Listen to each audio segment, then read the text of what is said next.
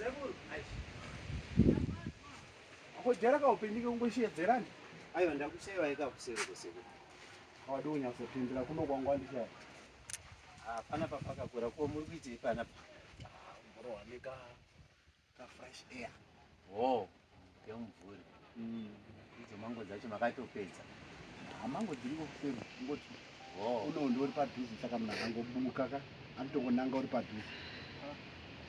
ndakutonga ndafambira mango. Naye misekuru.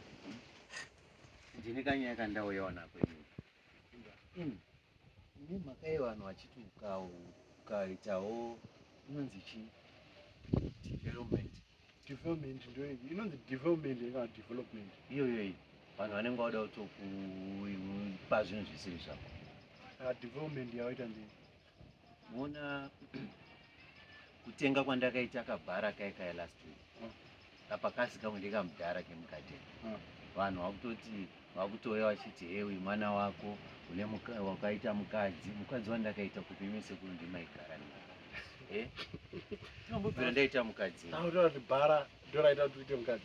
Waonaka kuti ndapane property rekubasa futi. Asi utazvi kutamba here.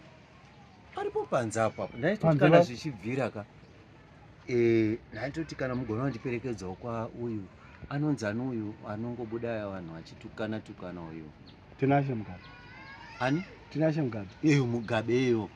Kuti angopedza masports ongotaura kuti uyu mwana azowako. Apa takasiyana sei?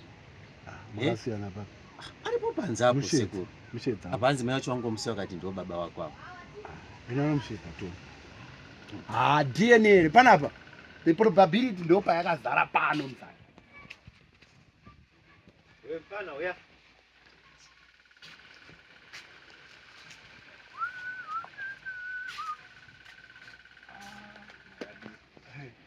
Zvize muzukuru. Uroti muzukuru pakudise.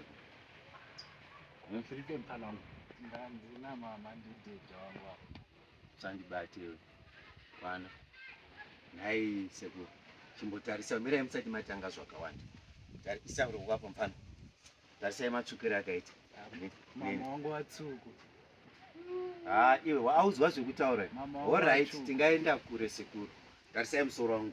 Imhanza akaita. Mazibvudzi akazobva nekupi dai anga ino mhanza ndaiti pamwe. Asi mhanza inozouya paya. Atuma mwana wacho. Aiwe mira. Ana mama ndiyo. Ndiwe wanga uripo herewo. Wakambondiona. Ndakambowaratidzwa pamicrophone. Dedha wangu.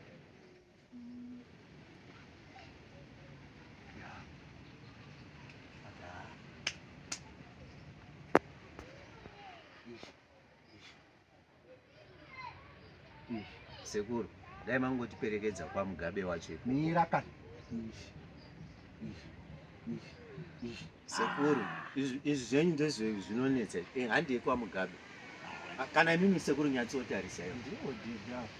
Bona yabati paipi. Selfie.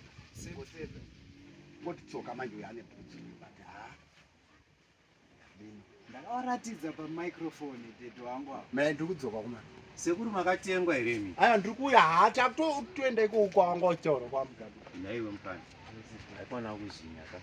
Handikuziviwo. Wakangovenga uri kuti nguva yese. Ndandiriko. Wanga uri kukuita sei? Ndandisingakuzivi kumba kwangu sina microphone yekuti handina vhudzi rakadaro, handina mhino dzakadaro.